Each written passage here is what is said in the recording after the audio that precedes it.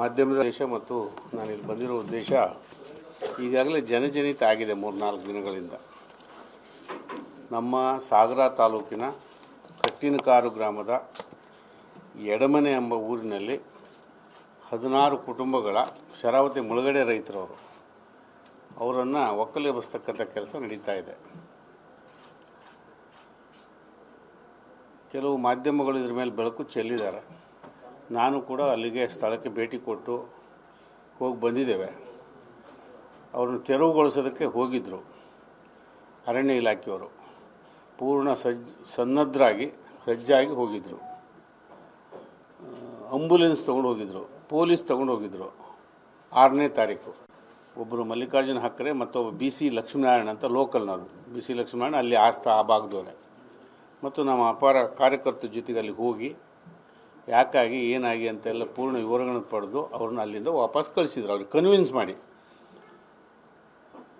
ಯಾಕೆ ಅಂತ ಹೇಳಿದ್ರೆ, ಇವರು 1958-59ರಲ್ಲಿ ಪ್ರಾರಂಭ ಆಗಿ 68ರವರೆಗೂ ನಡೀತು ಶರಾವತಿ ಮುಳುಗಡೆ ರಿಹ್ಯಾಬಿಟೇಷನ್ ಪ್ರಕ್ರಿಯೆಗಳು. ಅದೆಲ್ಲ ಭಾಳ ತಮಗೆಲ್ಲ ಗೊತ್ತಿದೆ. ಮೊದಲು ಮುಳುಗಡೆ ಆದವರು ಇವರು ಡ್ಯಾಮ್ ಹತ್ತಿರಕ್ಕೆ ಇದ್ದವರಲ್ಲಿ. ಶುರುವಾದ ಕೂಡಲೇ ಅವ್ರು ಜಾಗ ಖಾಲಿ ಮಾಡಬೇಕಾಗಿ ಬಂತು.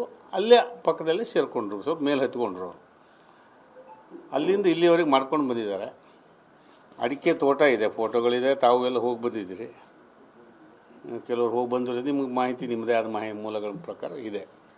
ಅಡಿಕೆ ತೋಟ ಇದೆ, ತೆಂಗಿನ ಮರ ಇದೆ, ಭತ್ತದ ಗದ್ದೆ ಇದೆ. ಗದ್ದೆ ಇನ್ನೂ ಕೊಯ್ತಾ ಇದ್ದಾರೆ ಈಗ. ಅಂಥ ಭೂಭಾಗ ಅದು, ಅಷ್ಟು ನೀರಿರುವಂಥ ಜಾಗ. ಅವ್ರನ್ನ ಒಕ್ಕಲೆಬ್ಬಿಸ್ತಕ್ಕಂಥ ಪ್ರಕ್ರಿಯೆ ನಡೀತಾ ಇದೆ. ಇದಿಷ್ಟಕ್ಕೆ ನಿಲ್ಲಲ್ಲ. ಸುಮಾರು ಅಲ್ಲಿ ಆ ಭಾಗದ ಸುತ್ತ 100 ಕುಟುಂಬಗಳನ್ನು ಎತ್ತಿಸ್ತಕ್ಕಂಥ ಒಂದು ಅಂದಾಜು ನಡೀತಾ ಇದೆ. ಅವ್ರಿಗೆ ಕಿರುಕುಳ ಕೊಡ್ತಕ್ಕಂಥದ್ದು ಎಲ್ಲ ನಡೀತಾ ಇದೆ. ಅರಣ್ಯ ಬನ್ನಿ ದೇವೇಂದ್ರಪ್ಪ, ಅವರು ಅರಣ್ಯ ಒತ್ತುವರಿದಾರರು ಅಂತ ಹೇಳ್ತಾರೆ. ಒತ್ತುವರಿದಾರರು ಅಲ್ಲ, ನಾವು ಬಗರುಕುಂ ರೈತರು ಅಲ್ಲ. ಶರಾವತಿ ಮುಳುಗಡೆ ರೈತರನ್ನ ಸರ್ಕಾರವೇ ತೊಗೊಂಡೋಗಿ ಅಲ್ಲಲ್ಲೇ ಬಿಟ್ಟಿದ್ದು. ಇಲ್ಲಿಂದ ಪ್ರಾರಂಭ ಆದರೆ ಭದ್ರಾವತಿ ಬಾರಂದೂರಿಂದ ಪ್ರಾರಂಭ ಆದರೆ ಪುರದಾಳು ಸೇರಿದ ಹಾಗೆ ಪುರದಾಳು ಸೇರಿದ ಹಾಗೆ ಅಲ್ಲಿಂದ ಮೇಘಾನೆ ಗುಡ್ಡದವರೆಗೆ ಭಟ್ಕಳದ 12 ಕಿಲೋಮೀಟರ್ವರೆಗೂ ನಾವು ಶರಾವತಿ ಮುಳುಗಡೆ ರೈತರು ಇದ್ದೇವೆ. ಅದು ಈ ಕಡೆ ಸೊರಬ ತಾಲೂಕಲ್ಲಿ ಇದ್ದಾರೆ, ಶಿಕಾರಿಪುರ ತಾಲೂಕಿನ ಗೊಬ್ಬರಹೊಂಡ ಇದೆ, ಹುಣಸೆಕಟ್ಟೆ ಇದೆ, ಅಣ್ಣಪ್ಪನ ಕಟ್ಟೆ ಇದೆ. ಹೀಗೆ ಇಡೀ ಜಿಲ್ಲೆಯಾದ್ಯಂತ ನಾವು ಇದ್ದೇವೆ. ಈ ಮುಗ್ಧ ರೈತರನ್ನ ಅವ್ರಿಗೇನು ತಿಳುವಳಿಕೆ ಇಲ್ಲ, ಅವ್ರನ್ನ ಎಬ್ಬಿಸ್ತಕ್ಕಂಥ ಕೆಲಸ ನಡೀತಾ ಇದೆ. ತಪ್ಪು ಮಾಹಿತಿಗಳನ್ನು ಕೆಲವರು ಅಧಿಕಾರಿಗಳು ಕೊಡ್ತಾ ಇದ್ದಾರೆ. ನಮ್ಮ ಈಗಿನ ಸರ್ಕಾರದವರು ಕೂಡ ತಪ್ಪು ಮಾಹಿತಿಯನ್ನು ತಿಳ್ಕೊಂಡಿದ್ದಾರೆ. ಇಲ್ಲ, ಅವರು ಅಕ್ರಮ ಸಾಗುವಳಿದಾರರು ಅಂತ. ಹಾಗಲ್ಲ ಅದು. ಅವರಿಗೆ ನೋಡಿ, ಎಲೆಕ್ಷನ್ ಕಾರ್ಡ್ ಇದೆ, ಅಲ್ಲಿ ವೋಟರ್ ID ಇದೆ, ರೇಷನ್ ಕಾರ್ಡ್ ಇದೆ, ಆಧಾರ್ ಕಾರ್ಡ್ ಇದೆ, ವಿದ್ಯುತ್ ಕೊಟ್ಟಿದ್ದೇವೆ, ಅವರಿಗೆ ಕುಡಿಯುವ ನೀರಿನ ವಾಟರ್ ಸಪ್ಲೈ ಮಾಡಿಕೊಟ್ಟಿದ್ದೇವೆ ಕಳೆದ ಅಷ್ಟು ವರ್ಷದಿಂದ. ಅವ್ರು ಹೆಂಗೆ ಅನಧಿಕೃತ ಆಗ್ತಾರೆ? ಅನಧಿಕೃತ ಇದ್ದವ್ರಿಗೆ ಇವ್ರು ಯಾಕೆ ಕೊಡ್ತಾರೆ? ಇಲ್ಲೇ ಹುಟ್ಟಿ ಬೆಳೆದವರು. ಬರ್ರಪ್ಪ, ಈಗ ಲೇಟ್ ಆಯಿತು, ಕ್ಷಮಿಸ್ಬೇಕು. ನಾನು ಲೇಟಾಗಿ ಬಂದೆ, ಕ್ಷಮಿಸ್ಬೇಕು. ಆದರೂ ಎಂಗೇಜ್ ಆಗಿತ್ತು ಪುಣ್ಯಕ್ಕೆ. ಬನ್ನಿ, ಹೇಳ್ತೀನಿ ಆಮೇಲೆ. ಹೀಗೆ ಒಕ್ಕಲೆಬ್ಬಿಸ್ತಕ್ಕಂಥ ಪ್ರಕ್ರಿಯೆ ನಡೀತಾ ಇದೆ. ಈಗ ಇರುವಂಥ ಆಡಳಿತಗಾರರಿಗೆ, ಸ್ಥಳೀಯ ಶಾಸಕರಿಗೆ ಮತ್ತು ಜಿಲ್ಲಾ ಉಸ್ತುವಾರಿ ಸಚಿವರಿಗೆ ಇದರ ಸರಿಯಾದ ಮಾಹಿತಿ ಇಲ್ಲ. ಮಾತಾಡೋಕೆ ಹೋದ್ರೆ ನನಗೆಲ್ಲ ಗೊತ್ತು ಅಂತಾರೆ ಉಸ್ತುವಾರಿ ಸಚಿವರು. ನಾನೆಲ್ಲ ಮಾಡಿದ್ದೇನೆ ಅಂತಾರೆ. ನೀವು ಒಕ್ಕಲೆದ್ದು ಹೋದರೆ ನಿಮ್ಗೆ ಅನುಕೂಲ ಆಗ್ತದೆ ಅಂತ ಅವ್ರ ತಲೆಯಲ್ಲಿ ತುಂಬ್ತಾ ಇದ್ದಾರೆ. ಹೇಗೆ ಅವರಿಗೆ ಹೇಗೆ ಅನುಕೂಲ ಮಾಡೋಕ್ಕೆ ಸಾಧ್ಯ ಇದೆ? ಯಾವ ರೀತಿ ಅನುಕೂಲ ಮಾಡಿಕೊಡ್ತೀರಿ ನೀವು? ಎಲ್ಲಿದೆ ಭೂಮಿ? ಇದ್ದು ಭೂಮಿ ಬಿಡಿಸ್ತೀರಿ, ಎಲ್ಲಿ ಭೂಮಿ ಕೊಡ್ತೀರಿ? ನಿನ್ನೆ ಹೋಗಿ ನಾನು ಹೋಗ್ತೀನಿ ಅಂದಮೇಲೆ ಕಾಂಗ್ರೆಸ್ ನಿಯೋಗ ಒಂದು ಹೋಗಿತ್ತು ಅಲ್ಲಿಗೆ. ಹೋಗಲಿ, ಎಲ್ಲರೂ ಹೋಗಬೇಕು. ರೈತ ಸಂಘದವರು ಹೋಗಿದ್ದಾರೆ, ಇವತ್ತು ಅಲ್ಲೇ ಉಳಿದಿದ್ದಾರೆ ರೈತ ಸಂಘದವರು. ಹೇಳಬೇಕು, ಇಲ್ಲ ನಿಮ್ಗೆ ಒತ್ತುವರಿ ಬೇರೆ ಬೇಕಾದ್ರೆ ಭೂಮಿನೂ ಕೊಡಿಸ್ತೇವೆ. ಎಲ್ಲಿ ಕೊಡಿಸ್ತಾರೆ ನಮಗೆ ಗೊತ್ತು. ನಾವು ಹುಟ್ಟಿದಾಗಿಂದ ಪ್ರಯತ್ನ ಮಾಡ್ತಾಯಿದ್ದೀವಿ ಇಲ್ಲಿವರೆಗೆ. 64 ವರ್ಷ. ನನಗೂ 3-4 ವರ್ಷದಿಂದ ಬುದ್ಧಿ ಬಂದಾಗಿಂದ ಕೇಳ್ತಿದ್ದೇವೆ. ಎಲ್ಲೂ ಭೂಮಿ ಕೊಡೋಕ್ಕಾಗಲ್ಲ. ತಿಳುವಳಿಕೆ ಇಲ್ಲದೇ ಮಾಡ್ತಾರೆ, ತಿಳುವಳಿಕೆ ಇಲ್ಲದೆ ಮಾತಾಡ್ತಾರೆ, ಅಹಂಕಾರದ ಟೆಂಕಾರದ ಮಾತಾಡ್ತಾರೆ. ಎಷ್ಟು ಜನರು ರೈತರು ಒತ್ತುವರಿ ಬಿಡಿಸೋದು? ಅದು ಶರಾವತಿ ಮುಳುಗಡೆ ರೈತರು. ಇವ್ರನ್ನ ಬಿಡಿಸಬಾರ್ದು ಅಂತಿದೆ.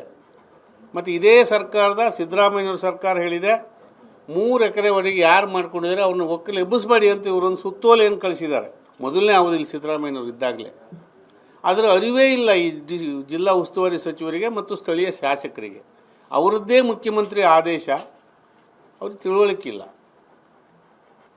ಜಮೀನು ಕೊಡ್ತೇವೆ. ಎಲ್ಲಿ ಕೊಡ್ತಾರೆ ಅಂತ ಹೇಳ್ಬೇಕಲ್ಲ, ಹ್ಯಾಕೆ ಕೊಡ್ತಾರೆ ಅಂತ ಹೇಳ್ಬೇಕಲ್ಲ, ಎಷ್ಟು ಜನಕ್ಕೆ ಕೊಡ್ತಾರೆ ಅಂತ ಹೇಳ್ಬೇಕಲ್ಲ. ಭೂಮಿ ಎಲ್ಲಿದೆ ಇವ್ರ ಹತ್ರ?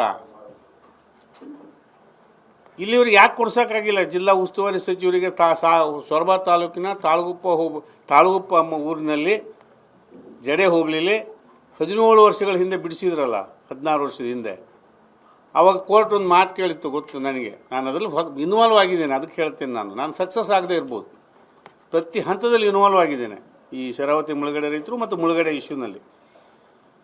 ಆಗ ಕೋರ್ಟು ಒಂದು ಮಾತು ಕೇಳ್ತು, ಹೈಕೋರ್ಟು, ಅರಣ್ಯದ ಅಂಚಿಗೆ ಹೋಗ್ತೀರಾ? ಸ್ವಲ್ಪ ಅರಣ್ಯದ ಅಂಚಿಗೆ ಹೋಗೋಕ್ಕೆ ಏನೋ ಅವಕಾಶ ಇದೆಯಾ? ಹೋಗ್ತೀರಾ ನೀವು? ರೈತರಿಗೆ ಕೇಳ್ತು. ಕೊಡ್ತೀರಾ ನೀವು ಅಂತ ಸರ್ಕಾರಕ್ಕೆ ಕೇಳ್ತು. ಸರ್ಕಾರದ ಪರವಾಗಿದ್ದವರು ಕೊಡ್ಬೋದು, ಹಾಗೊಂದು ಯೋಚನೆ ಮಾಡ್ಬೋದು ಅಂತ. ಯಾರು ಒಪ್ಕೋಬೇಡಿ ಅಂತ. ಇದು ಗೊತ್ತಿಲ್ಲ, ಗುರಿ ಇಲ್ಲ. ಹಂಗೆ ಅದೇ ಉಡಾಫೆಲೆ ಆಗೋದಿಲ್ಲ ರೀ, ಯಾವನು ಬಿಡಿಸ್ತಾನೆ ಹಿಂಗೆ ಅಂದರು. ಇವತ್ತಿನವರೆಗೆ ಬಿಡಿಸಿದ್ರು. ಇವತ್ತಿನವರೆಗೆ ಹೈಕೋರ್ಟ್ ಆದೇಶ, ಅದು ಹೈಕೋರ್ಟ್ ಕೇಳ್ತು. ಆದರೂ ಇವತ್ತಿನವರೆಗೆ MLA ಆದರು, ಪಾದಯಾತ್ರೆ ಮಾಡಿದ್ರು, MLA ಆದರು, ಮಂತ್ರಿ ಆದರು, ಈಗ ಸರ್ಕಾರದಲ್ಲಿ ಪ್ರಭಾವಿ ಇದ್ದಾರೆ. ತಂದೆ ಪುಣ್ಯಾತ್ಮ ಬಂಗಾರಪ್ಪನವರು ಏನು ಕೊಡ್ಸೋಕ್ಕಾಯ್ತು? ನಾನು ಬಂಗಾರಪ್ಪನವ್ರ ಶಿಷ್ಯ, ನಾನು ಹಾಯ್ ಅಂತ ಹೇಳ್ಬಿಟ್ಟು ಕನ್ನಡಕ್ಕೆ ಹಾಕಿ ಜೈ ಜೈ ಅಂತಾರೆ. ಅನ್ನಬೇಕು. ಮನುಷ್ಯ ಸ್ಮಾರ್ಟಾಗೇ ಇರಬೇಕು, ಆಲ್ವೇಸ್ ಚೆನ್ನಾಗಿ ಇರಲಿ. ಆದರೆ ಇದ್ರ ಬಗ್ಗೆ ಕಲ್ಪನೆ ಇದೆಯಾ ಇವರಿಗೆ? ಪತ್ರ ಬರೀತಾರೆ ಗೋಪಾಲಕೃಷ್ಣ ಅವರು. ಇವ್ರನ್ನ ಪುನರ್ವಸತಿ ಒಕ್ಕಲೆಬ್ಸಕ್ಕೆ ಒಂದು ಪತ್ರ ಬರೆದಿದ್ದಾರೆ. ಮುಂದೆ ಹೇಳ್ತೀನಿ ನಾನು, ಮುಂದೆ ಸಮಯ ಬಂದಾಗ. ಶರಾವತಿ ಮುಳುಗಡೆ ರೈತರಲ್ಲಿ ಅಭಯಾರಣ್ಯದಿರೋರನ್ನ ಒಕ್ಕಲೆಬ್ಸೋದಕ್ಕೆ ಒಂದು ಪತ್ರ ಬರೆದಿದ್ದಾರೆ ಸರ್ಕಾರಕ್ಕೆ ಹೋದ ವರ್ಷ.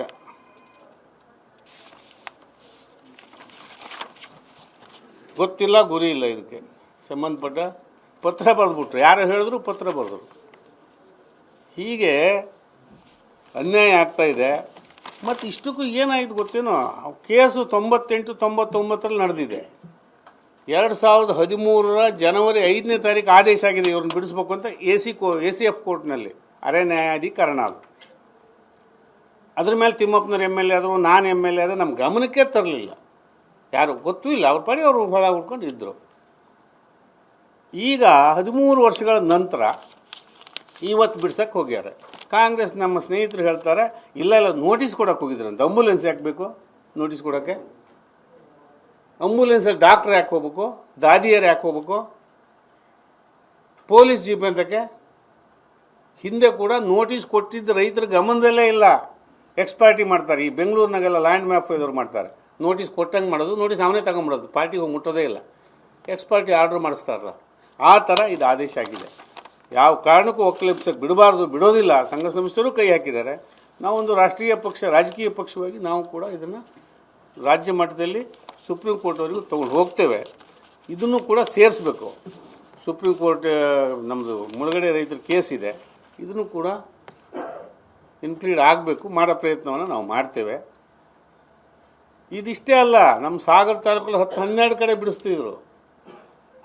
ನಮ್ಮ ಮಡಸೂರು ಅಂತ ಒಂದು ಊರಾಗೆ 7 ಜನ ರೈತರನ್ನ 13 ದಿನ ಜೈಲಾಗಿ ಇಟ್ಬಿಟ್ರು, ಬಗರುಕುಂ ರೈತರನ್ನ. ಮಡಸೂರಾಗ ಒಬ್ಬ ಆಚಾರಿ ಮಾಡ್ಕೊಂಡಿದ್ದ ಸ್ವಲ್ಪ ಜಮೀನು, ಅವ್ನಿಗೆ ಯಾವ ಶಕ್ತಿ ಇರಲಿಲ್ಲ. ಯಾರು ಫಾರೆಸ್ಟ್ ರೈಟ್ ಟು ಆ್ಯಕ್ಟಲ್ಲಿ ಅರ್ಜಿ ಕೊಟ್ಟಿದ್ದಾರೆ. ಅರ್ಜಿ ಪೆಂಡಿಂಗ್ ಇದ್ದಾವೆ, ಅದ್ರ ಮೇಲೆ ನಿಲ್ಲಿಸಿದ್ವಿ. ಈಗ ಪೆಂಡಿಂಗ್ ಇದೆ ಅಂತ.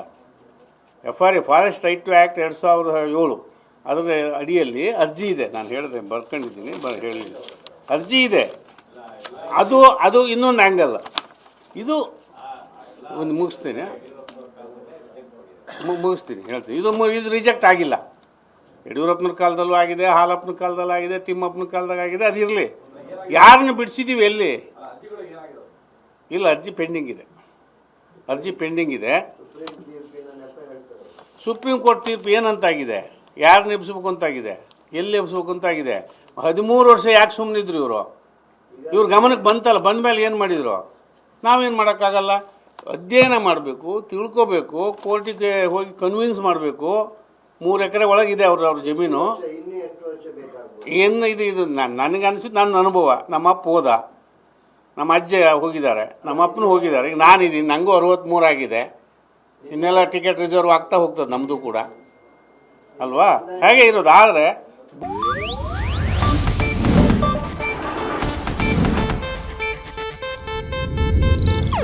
ಇದು ಏಷ್ಯಾನೆಟ್ ನ್ಯೂಸ್ ನೆಟ್ವರ್ಕ್ ಪ್ರಸ್ತುತಿ.